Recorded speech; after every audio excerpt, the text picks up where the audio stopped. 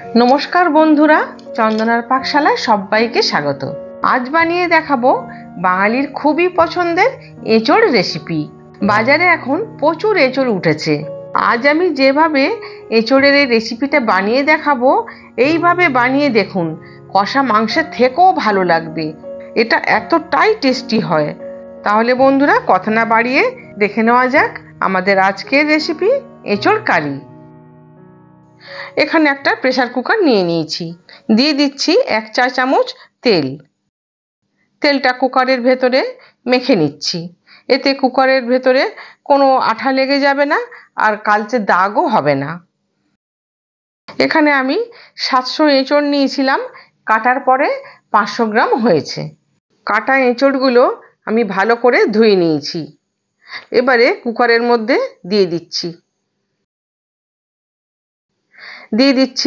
1 চামচ নুন আর 1/3 চামচ হলুদ। দিয়ে দিচ্ছি 1 কাপ জল। এবারে কুকারের ঢাকাটা বন্ধ করে দিয়ে গ্যাসে বসিয়ে 2টো সিটি দিয়ে নামিয়ে নেব। পুরো সিদ্ধ করব না, 80% সিদ্ধ করে নেব, আর বাকিটা রান্নার সময় সিদ্ধ হয়ে যাবে। 2টো সিটি দিয়ে প্রেসার কুকারটা আমি নামিয়ে রেখেছিলাম। এখন ঠান্ডা হয়ে গেছে। এবারে একটা ঝুড়ির মধ্যে আমি এঁচোড়গুলো ঢেলে নিয়ে জলটা ঝরিয়ে নেব। দেখুন, এখানে এঁচোড়টা 80% সিদ্ধ হয়ে গেছে। এখানে আমি একটা বড় সাইজের আলু নিয়েছি আর 8 পিস করে নিয়েছি। এখন গ্যাসে একটা কড়াই বসিয়ে দিয়েছি। দিয়ে দিচ্ছি 2 টেবিল চামচ সর্ষের তেল। তেল গরম হয়ে গেছে, এঁচোড়গুলো ভেজে নেব।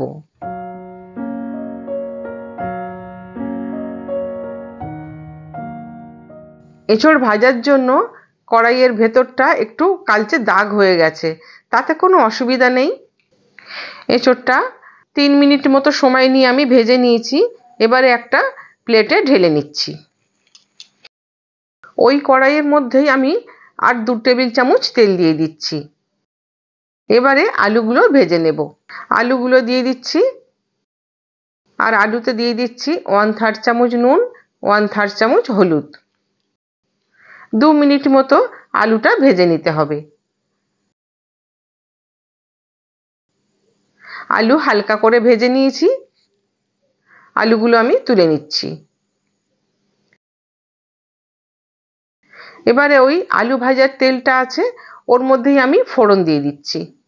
একটা গোটা সমেত শুকনো লঙ্কা, 1/3 চামচ গোটা জিরে, আর গোটা গরম মশলা, 2টো ছোট এলাচ, 1 টুকরো দারচিনি, আর একটা লবঙ্গ। ফোড়নটা একটু ভেজে নিয়েছি। এবারে দিয়ে দেবো 3টে বড় সাইজের মিহি করে কোচানো পেঁয়াজ। 3-4 মিনিট সময় নিয়ে পেঁয়াজটা লালচে করে ভেজে নিতে হবে। পেঁয়াজটা লাল লাল ভাজা হয়ে গেছে। এখন দিয়ে দিচ্ছি আমি আদা, রসুন আর কাঁচা লঙ্কা বাটা। এখানে 10 কোয়া রসুন, 2 ইঞ্চ আদা আর 2টো কাঁচা লঙ্কা আছে।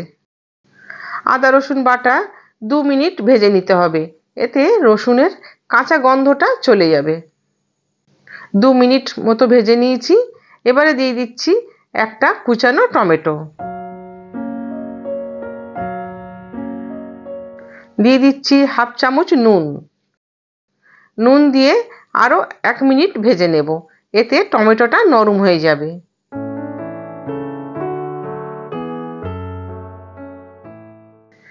এখন দিয়ে দিচ্ছি জিরে, ধনে আর শুকনো লঙ্কা বাটা। এখানে 1 চামচ গোটা জিরে, 1 চামচ গোটা ধনে আর 2টো শুকনো লঙ্কা আছে। এগুলো আমি একটু জল দিয়ে শিলে বেটে রেখেছিলাম। এবারে দিয়ে দিচ্ছি 1/3 চামচ হলুদ গুঁড়ো। সামান্য একটু জল দিয়ে দিচ্ছি। জল দিয়ে সমস্ত মশলা আমি 3-4 মিনিট সময় নিয়ে ভালো করে কষে নেব। 2-3 মিনিট হয়েছে। এখন আমি দিয়ে দেব 1/3 চামচ কাশ্মীরি রেড চিলি পাউডার। এবারে আমি সবকিছু আরো 2 মিনিট মতো কষে নেব, যতক্ষণ না তেল ছাড়তে শুরু করবে। দেখুন, এবারে মশলার গা দিয়ে তেল ছাড়তে শুরু করেছে। ভাজা আলুটা দিয়ে দিচ্ছি। আলু দিয়ে মশলার সাথে 2-3 মিনিট কষে নেব।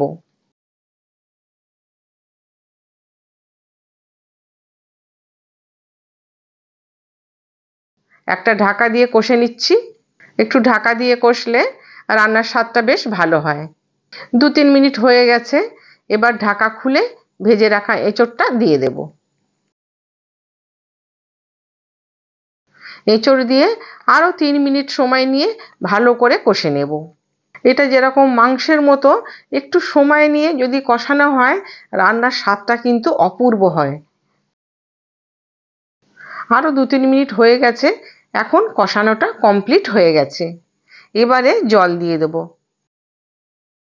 আমি 1.5 কাপ জল দিলাম। বন্ধুরা, ভিডিওটি যদি ভালো লেগে থাকে একটা লাইক দিয়ে অবশ্যই কমেন্ট করে জানাবেন। আর আপনি যদি আমার চ্যানেলে নতুন বন্ধু হয়ে থাকেন, চ্যানেলটি সাবস্ক্রাইব করে পাশে থাকার অনুরোধ রইল। ঝোল ফুটতে শুরু করেছে, এখন একটা ঢাকা দিয়ে দিচ্ছি। আর গ্যাসের ফ্লেমটা এই সময় লো টু মিডিয়াম রাখবো। 7-8 মিনিট সময় লাগবে রান্নাটা হতে।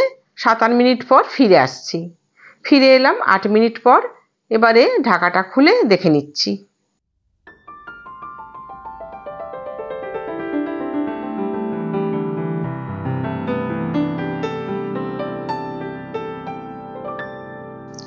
আলু আর এঁচোড় খুব সুন্দর সিদ্ধ হয়ে গেছে।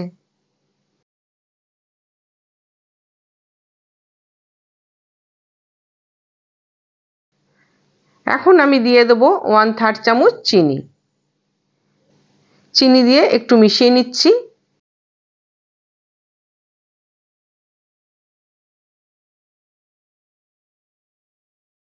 এবারে দিয়ে দেবো বেটে রাখা গরম মশলা। এখানে 2টো ছোট এলাচ, 1 টুকরো দারচিনি আর 2টো লবঙ্গ আছে। বাটা গরম মশলা দিয়ে আরও একটু মিশিয়ে নিচ্ছি।